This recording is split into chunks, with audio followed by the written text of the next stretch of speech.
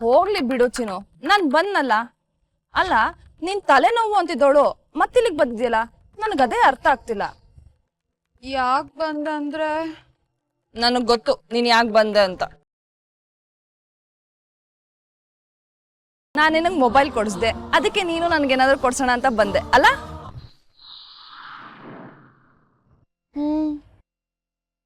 ಒಳ್ಳೆ ಹುಡುಗಿ ಕಣೆ ನೀನು. ಚಿನ್ನು, ನೀ ನನಗೇನೂ ಕೊಡ್ಬೇಕಾಗಿಲ್ಲ. ಆ ದೇವ್ರೆ ನಿನ್ನನ್ನು ನನಗೆ ಕೊಟ್ಟಿದ್ದಾನೆ, ನನಗಷ್ಟೇ ಸಾಕು.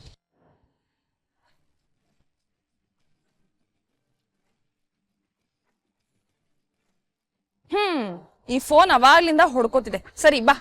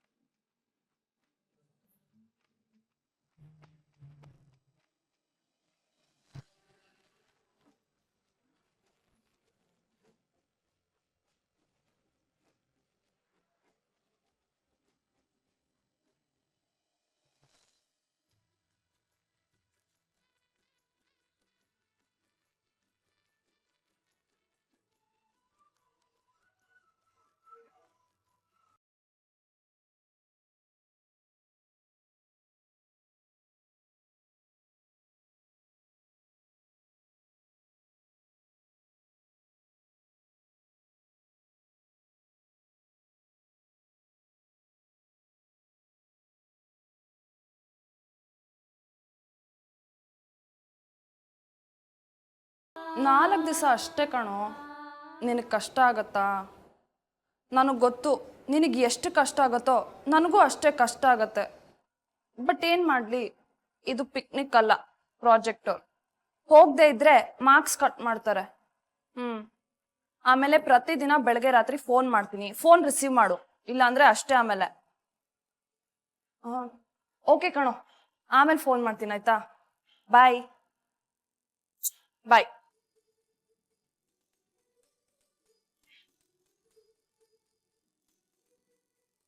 ಚಿನ್ನು, ನಾನು ಹೋಗ್ತಾ ಇದ್ದೀನಿ ಅಂತ ಬೇಜಾರಾ? ಜಸ್ಟ್ 4 days ಕಣೆ, ಅಂದರೆ 4 ದಿನ. ಬೇಗ ಬಂದ್ಬಿಡ್ತೀನಿ. ಅರ್ಥ ಮಾಡ್ಕೋ ಚಿನ್ನು, ನನಗೂ ನೀನು ಬಿಟ್ಟು ಹೋಗೋದಕ್ಕೆ ಇಷ್ಟ ಇಲ್ಲ. ಆದರೆ ಏನು ಮಾಡಲಿ, ಫೈನಲ್ ಇಯರ್, ಹೋಗಲೇಬೇಕು. ನೀನೇನೂ ಯೋಚನೆ ಮಾಡಬೇಡ, ಅಮ್ಮಂಗೆ ಎಲ್ಲ ಹೇಳಿದ್ದೀನಿ, ನಿನಗೆ ನೋಡ್ಕೋತಾಳೆ. ನಿನಗೆ ಬೇಜಾರಾದರೆ FM ಕೇಳು, ಅಮ್ಮನ ಹತ್ರ ಮಾತಾಡು. ಪ್ಲೀಸ್ ಕಣೆ, ಬೇಜಾರು ಮಾಡ್ಕೋಬೇಡ. ಓಕೆ ಅಕ್ಕ.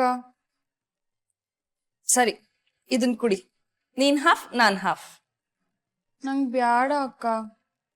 ನೀನ್ ಬೇಡ ಅಂತಿದ್ರೆ ನನ್ನ ಮೇಲೆ ಬೇಜಾರು ಇನ್ನೂ ಹೋಗಿಲ್ಲ ಅಂತ ಅರ್ಥ. ಚಿನ್ನು, 4 ದಿವಸ ನಾನು ಇರಲ್ಲ, ಪ್ಲೀಸ್ ಕುಡಿಯೇ.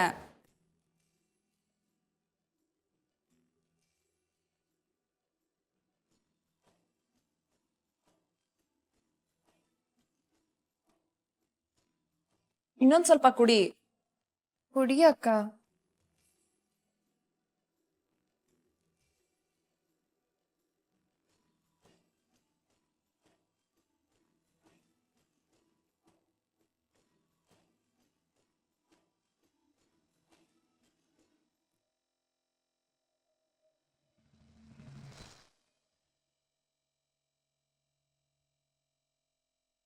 Bye mummy. ಹುಷಾರು. ಟೈಮ್ ಕರೆಕ್ಟಾಗಿ ಊಟ ತಿಂಡಿ ಮಾಡು. ಏನೇ ವಿಷಯ ಇದ್ರೂ ತಕ್ಷಣ ಫೋನ್ ಮಾಡಿ ಹೇಳು. ತಲುಪಿದ ತಕ್ಷಣ ಫೋನ್ ಮಾಡು. ಮಮ್ಮಿ, ನಾನು ಪ್ರಾಜೆಕ್ಟ್ ವರ್ಕ್ ಹೋಗ್ತಿರೋದು ಚಿನ್ನು ಒಂಚೂರು ಇಷ್ಟ ಇಲ್ಲ. ಈಗಾಗಲೇ ಅವಳಿಗೆ ಒಂಟಿತನ ಕಾಡ್ತಿದೆ. ನಾನು ಬರೋವರೆಗೂ ನೀನೇ ಅವಳಿಗೆ ಸಮಾಧಾನ ಮಾಡಿ ನಗ್ನಗ್ತಾ ಇರೋವಾಗ ಮಾಡಬೇಕು. ಬಾಯ್ ಪಾಪ. ಬಾಯ್ ಮಾ. ಕೈಲಾಶ್, ನೀನೇ ಹೋಗಿ ಅವಳನ್ನ ಡ್ರಾಪ್ ಮಾಡಿಬಿಟ್ಟು. ಇನ್ನೂ ಟೈಮ್ ಇದೆ, ಹೋಗೋಣ.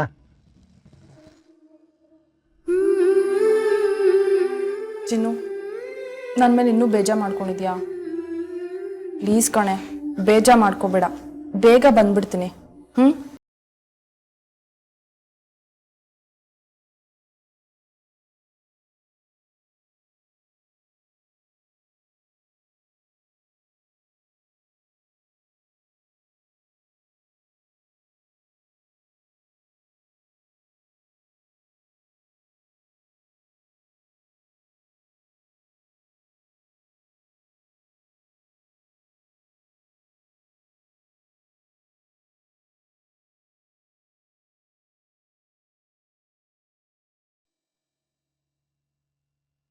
ಬೇಗ ಬಂದ್ಬಿಡ್ತೀನಿ ಚಿನ್ನು. ಪ್ಲೀಸ್ ಬೇಜಾರು ಮಾಡ್ಕೋಬೇಡ. ನೀನು ಬೇಜಾರು ಮಾಡ್ಕೊಂಡ್ರೆ ನನಗೆ ನೋಡೋದಕ್ಕಾಗಲ್ಲ. ಓಕೆ ಅಕ್ಕ. ಬಾಯ್.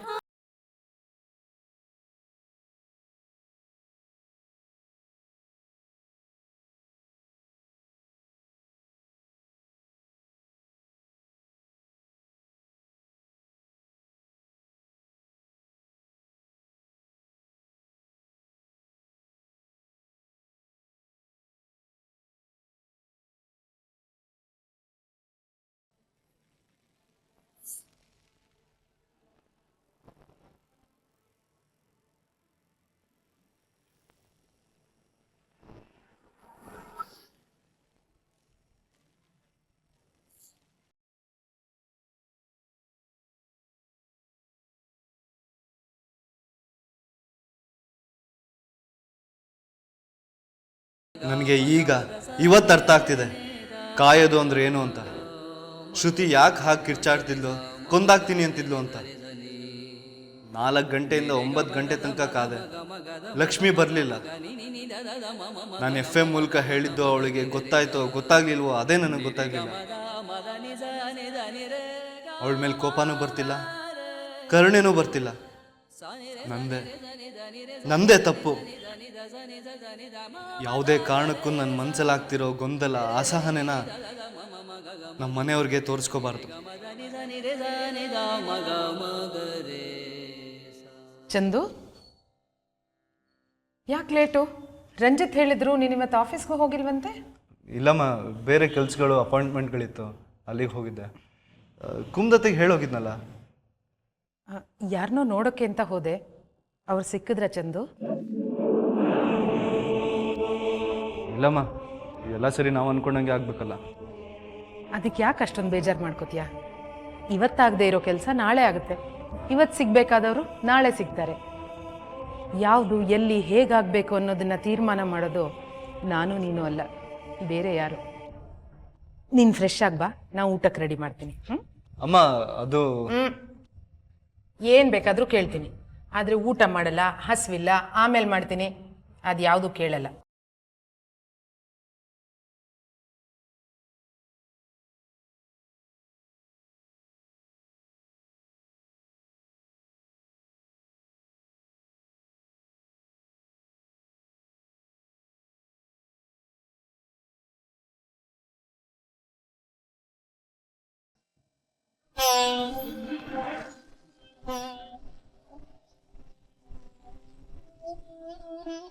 ಅಮ್ಮ, ಕೊನೆಗೂ ನೀನು ನಿನ್ನ ಮಗನ ಮನಸ್ಸನ್ನ ಬದಲಾಯಿಸ್ಬಿಟ್ಟೆ ಅಲ್ವಾ?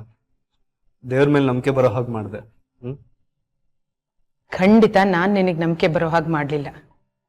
ನೀನು ಯಾರನ್ನು ಹುಡುಕ್ತಾ ಇದೆಯೋ ಅವರೇ ನೀನು ದೇವ್ರನ್ನ ನಂಬೋ ಹಾಗೆ ಮಾಡಿರೋದು. ನೀನು ಯಾರನ್ನು ಹುಡುಕ್ತಾ ಇದೆಯಾ, ಏನು ಎತ್ತ ಒಂದು ನನಗೆ ಗೊತ್ತಿಲ್ಲ. ನೀನು ಅವ್ರಿಗೇನಾಗಬೇಕು, ಅವ್ರಿಗೆ ನೀನು ಏನು ಕೊಡಬೇಕು ಅದು ನನಗೆ ಗೊತ್ತಿಲ್ಲ. ಆದರೆ ಒಂದು ಮಾತ್ರ ಸತ್ಯ, ನೀನು ಯಾರನ್ನು ಹುಡುಕ್ತಾ ಇದೆಯೋ ಅವ್ರು ನಿನಗೆ ಸಿಕ್ಕೇ ಸಿಗ್ತಾರೆ. ಅಮ್ಮ, ನಿನ್ನ ನಂಬಿಕೆ, ನಿನ್ನ ವಿಶ್ವಾಸ ನನಗೆ ಸದಾ ಆಶ್ಚರ್ಯ ತರಿಸುತ್ತಮ್ಮ. ಅಲ್ಲ ಕಣಮ್ಮ, ನಿಂತಿದ್ದ ಕಡೆನೇ ನಿಂತ್ಕೊಂಡು ಹಿಂದೆ ಮುಂದೆ ಏನು ಗೊತ್ತಿಲ್ಲದೆ ನಾನು ಹುಡುಕ್ತಾ ಇರೋರು ಸಿಗ್ತಾರೆ ಅಂತ ಹೇಳ್ತೀಯಲ್ಲ, ಅದು ಹೇಗಮ್ಮ ಸಾಧ್ಯ? ಸಾಧ್ಯ ಚಂದು. ಬದುಕಿನ ಮೇಲೆ ಭರವಸೆ ಇದ್ರೆ ಎಲ್ಲನೂ ಸಾಧ್ಯ. ನೀನೊಂದು ಗಾದೆ ಕೇಳಿದ್ಯಾ? ಹುಡುಕ್ತಿದ್ದ ಬಳ್ಳಿ ಕಾಲ್ಗೆ ಸುತ್ಕೊಳ್ತು ಅಂತ. ಹಾಗೆ ನೀನು ಹುಡುಕ್ತಿರೋ ವ್ಯಕ್ತಿ ನಿನ್ನ ಮುಂದೆ ಬಂದು ನಿಂತ್ಕೋತಾರೆ. ಹಾಗಿದ್ರೆ ನಾನು ಹುಡುಕೋ ಅಗತ್ಯನೇ ಇಲ್ಲ.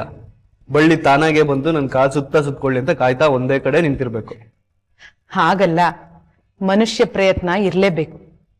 ಅದ್ರ ಜೊತೆಗೆ ದೈವ ಸಂಕಲ್ಪನೂ ಇರಬೇಕು. ಋಣಾನುಬಂಧ ಇದ್ರೆ ಯಾರನ್ನ ಸೇರಬೇಕೋ ಅವರನ್ನ ಸೇರ್ತಾರೆ. ಯಾರಿಗೆ ಯಾರು ಸಿಗಬೇಕೋ ಅವ್ರು ಸಿಕ್ಕೇ ಸಿಗ್ತಾರೆ. ಅಂದ್ರೆ ಯಾವುದೋ ಊರಲ್ಲಿ ನೀನಿದ್ದೆ, ಇನ್ಯಾವುದೋ ಊರಲ್ಲಿ ಅಪ್ಪ ಇದ್ರು, ಇಬ್ರು ಮೀಟ್ ಮಾಡ್ದಂಗೆ.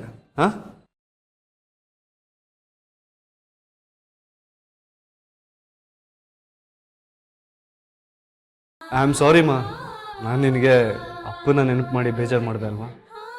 ಇಲ್ಲ ಚಂದು, ಇಲ್ಲ ಮಗನೇ. ನನಗವ್ರನ್ನ ಯಾರೂ ನೆನಪಿಸ್ಬೇಕಾಗಿಲ್ಲ. ಅವ್ರು ಸದಾ ನನ್ನ ಜೊತೆನೇ ಇರ್ತಾರೆ. ನಿನ್ನ ಮಾತಲ್ಲಿ ನಿನ್ನ ನಗುಲಿ ನನ್ಗೆ ಅವರೇ ಕಾಣಿಸ್ತಾರೆ.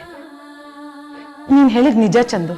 ಯಾವ ಜನ್ಮದ ಋಣಾನುಬಂಧನೋ ಏನೋ ನನ್ನನ್ನು ನಿನ್ನ ತಂದೆನ ಸೇರಿಸ್ತಾರೆ. ಅದು ಬಯಸದೆ ಬಂದ ಭಾಗ್ಯ ನನಗೆ. ನಾನು ಕೇಳದೆ ಇದ್ರು ಆ ದೇವರು ಕೊಟ್ಟ ವರ ನನಗೆ. ಕೆಲವು ಸಲ ನಮ್ಮ ನಿರೀಕ್ಷೆಗೂ ಮೀರಿ ಬದುಕಿನಲ್ಲಿ ಏನೇನೋ ಆಗೋಗುತ್ತೆ. ಅದಕ್ಕೆ ಯಾವ ಕಾರಣನೂ ಇರಲ್ಲ. ಅದು ಕಾಲ ನಿರ್ಣಯ, ವಿಧಿ ನಿರ್ಣಯ. ಅದಕ್ಕೆ ನಾನು ಹೇಳಿದ್ದು, ಹುಡುಕ್ತಾ ಇರೋ ಬಳ್ಳಿ ಬಂದು ಕಾಲಿಗೆ ಸುತ್ಕೊಳ್ತು ಅಂತ. ಅಮ್ಮ, ನಿನ್ನ ಮಾತು ಕೇಳ್ತಿದ್ರೆ ನನ್ನ ಮನಸ್ಸಿನ ಭಾರ ಎಲ್ಲ ಇಳ್ದಂಗೆ ಅನಿಸ್ತಿದೆ. ಬರ್ತೀನಿ. ಚಂದು, ಎಷ್ಟೋ ಸಲ ನಾವು ಹುಡುಕ್ತಾ ಇರೋ ವಸ್ತು ನಮ್ಮ ಬೆನ್ನ ಹಿಂದೆನೇ ಇರುತ್ತೆ. ತಿರುಗಿ ನೋಡಬೇಕು ಅಷ್ಟೇ.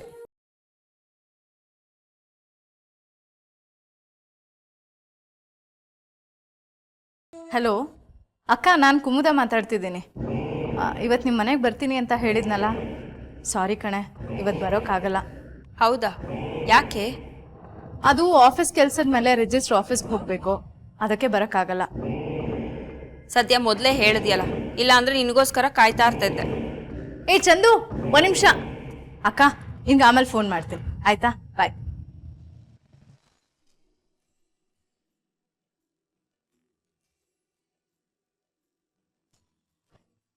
ಏನು ಕುಮ್ದತ್ತ? ಚಂದು, ನೀನು ಆಫೀಸ್ಗೆ ಹೋಗ್ತಾ ಇದೀಯಾ? ಹೌದು. ನನಗೊಂದು ಹೆಲ್ಪ್ ಮಾಡ್ತೀಯಾ? ಅದೇನು ಹೇಳಿ. ಕಲ್ಪನಾ ಅಕ್ಕನಿಗೆ ನಾನೊಂದು ಬ್ಯಾಗ್ ಕೊಡಬೇಕಿತ್ತು. ಅರ್ಜೆಂಟಾಗಿ ನಾನು ರಿಜಿಸ್ಟರ್ ಆಫೀಸ್ಗೆ ಹೋಗ್ತಾ ಇದ್ದೀನಿ. ಅವಳ ಮನೆಗೆ ಹೋಗೋಕ್ಕಾಗಲ್ಲ. ಪ್ಲೀಸ್ ಆ ಬ್ಯಾಗ್ನ ನೀನೇ ಹೋಗ್ಕೊಟ್ಬಿಟ್ಟು ಬರ್ತೀಯಾ?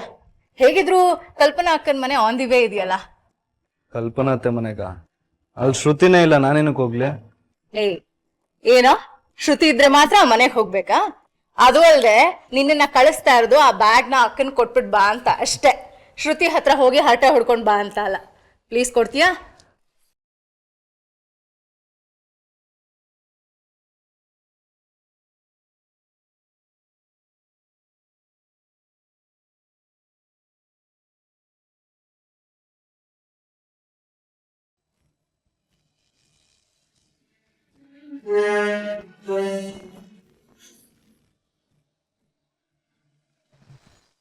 ಸರಿ ಅತ್ತೆ, ಬ್ಯಾಗ್ ತಗೊಂಬನ್ನಿ. ಒಂದು ನಿಮಿಷ.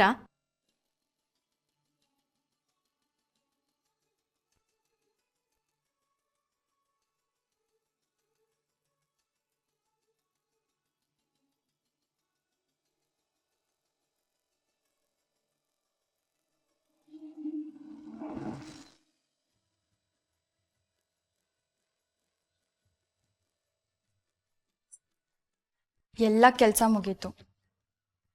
ಊರ್ನಾಗಿದ್ದಿದ್ರೆ ಆ ಕೆಲಸ, ಈ ಕೆಲಸ, ಇನ್ನೊಂದು ಕೆಲಸ ಅಂತ ಏನಾದರೂ ಒಂದು ಇರ್ತಿತ್ತು. ಅಕ್ಕ ಬೇರೆ ಊರಲ್ಲಿಲ್ಲ. ಅವಂತವ ಏನು ಮಾತಾಡೋದು ಅಂತ ಗೊತ್ತಾಗೋಕ್ಕಿಲ್ಲ. ಅಕ್ಕಂಗೆ ಫೋನ್ ಮಾಡುವ.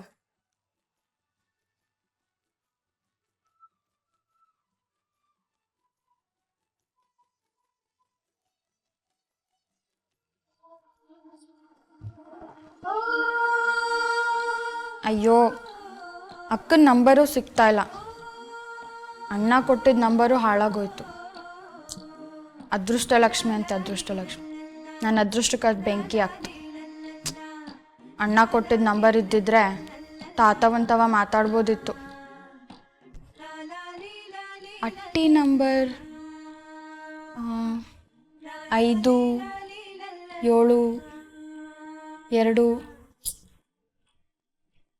ಮರ ಅದೆ, ಮರದಾಗ ಹಣ್ಣು ಇದೆ. ಮರ ಹತ್ತಕ್ಕೂ ಆಗಲ್ಲ, ಕಲ್ಲು ಇಲ್ಲ ಹೊಡಿಯೋಕ್ಕೆ. ಹಾಗಾಯ್ತು ನನ್ನ ಕತೆ.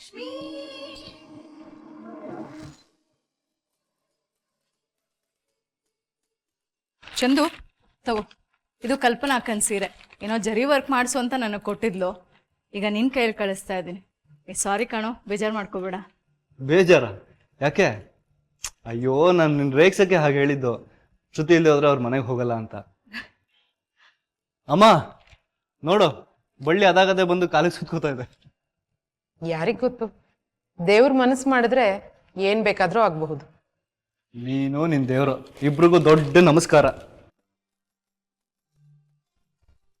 ಬರ್ತೀನಿ ಕುಮ್ದತ್ತೆ. ಬಾಯ್. ಬಾಯ್. ಬರ್ಲಮ್ಮ?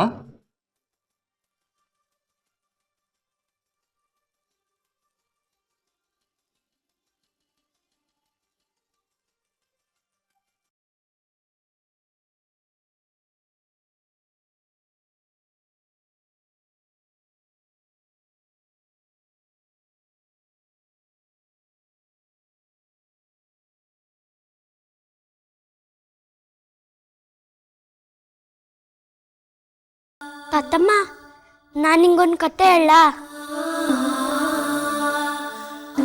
ಕತೆ ಕಣ್ಮುಂದಿರೇ ನಡೀತಾ ಇದೆಯಲ್ಲ ಗಿರಿ. ಇನ್ಯಾವ ಕತೆ ಹೇಳ್ತೀಯ ಕಂದ?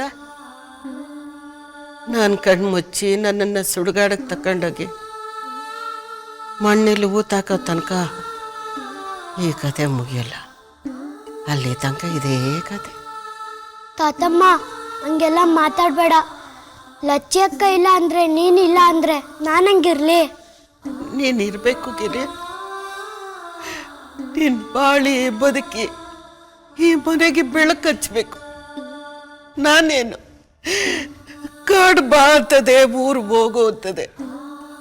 ಆಸೆಗೆ ಅಡಿಪಾಯ ಇಲ್ಲ, ಸೂರು ಇಲ್ಲ. ಆದ್ರೆ ನನ್ನ ಉಸಿರು ಹೋಗಕ್ ಮುಂಚೆ ಒಂದೇ ಬದುಕಿತ ನನ್ನ ಮೊಮ್ಮಗಳ ಮಕ್ಕನ ನೋಡ್ಬೇಕು ಅಂತ ಆಸೆ ಕಟ್ಲ ಆಟೆಯ. ತಿನ್ ಸಾಯಿ, ತಿಂದೆ ನಮ್ ಜೀವ ಯಾಕೆ ತಿಂತೀಯ?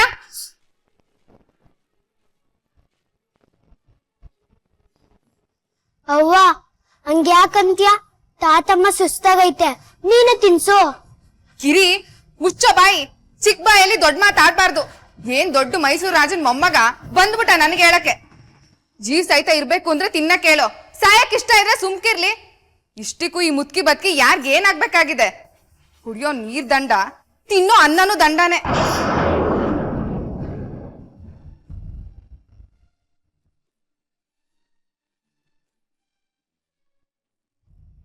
ಅವ್ವ ಬಾಯ್ ಬಂದಂಗ್ ಮಾತಾಡ್ಬೇಡ. ಏಯ್ ಮುಚ್ಚ ಬಾಯಿ. ನನ್ನನ್ ಮಾತಾಡ್ಬೇಡ ಅನ್ನಕ್ಕೆ ನೀನ್ ಯಾರೋ? ನೀನ್ ನನ್ನ ನಡೆದಿದೀಯಾ ಇಲ್ಲ ನಾನ್ ನಿನ್ನ ನಡೆದಿದ್ದೀನ? ಅದೇನೋ ಮೊಮ್ಮಗಳು ಅಂತ ನಿಂತಾವ್ ಬಡ್ಕಂತಿತ್ತಲ್ಲ ಈ ಮುತ್ಕಿ, ಆ ಮೊಮ್ಮಗಳನ್ನ ಕರೆಸ್ಕೊಂಡು ತಿನ್ನಿಸ್ಕೊಂಡ್ಲಿ. ಎಲ್ಲಪ್ಪ ಅವಳು ಈ ಮನೆ ಅದೃಷ್ಟ ಲಕ್ಷ್ಮಿ. ಸಾಯ್ತಿರೋರ್ಗೆ ಒಂದು ತನ್ನನು ಕೊಡಕ್ಕಾಗ್ದಿರೋ ಅದೃಷ್ಟ ಲಕ್ಷ್ಮಿ. ಕರ್ಸು ಅವಳನ್ನ, ತಿನ್ಸು ಅನ್ನು. ಸಾಯೋ ವಯಸ್ಸಾದಾಗ ಜೀವ ಬಿಟ್ಬಿಡ್ಬೇಕು. ಸುಮ್ನೆ ಉಸಿರಾಡ್ಕೊಂಡು ನಮ್ ಜೀವ ಯಾಕೆ ತಿಂತಾರೋ? ಅವ್ವ ನಿಂಗ್ ವಯಸ್ಸಾಗಿಲ್ವಾ?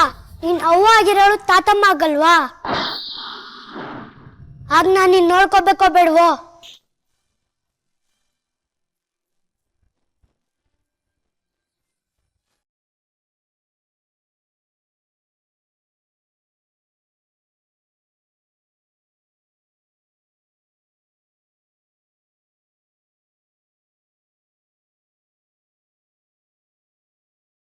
ಲಚ್ಚಿ ಇದ್ದಿದ್ರೆ ನಂಗೆ ಹಿಂಗ ಆಗ್ತಿರ್ಲಿಲ್ಲ ಗಿರಿ. ತಾತಮ್ಮ ಹಂಗೆಲ್ಲ ಮಾತಾಡ್ಬೇಡ. ಲಚ್ಚಿ ಅಕ್ಕನು ನಿಮ್ಮ ಮೊಮ್ಮಗಳು ತಾನೆ, ನಾನು ನಿಮ್ಮ ಮೊಮ್ಮಗ ತಾನೆ. ಲಚ್ಚಿ ಅಕ್ಕ ಇದ್ರು ತಿನ್ನಿಸ್ತಿದ್ಲು, ನಾನೀಗ ನಿನಗೆ ತಿನ್ನಿಸ್ತೀನಿ.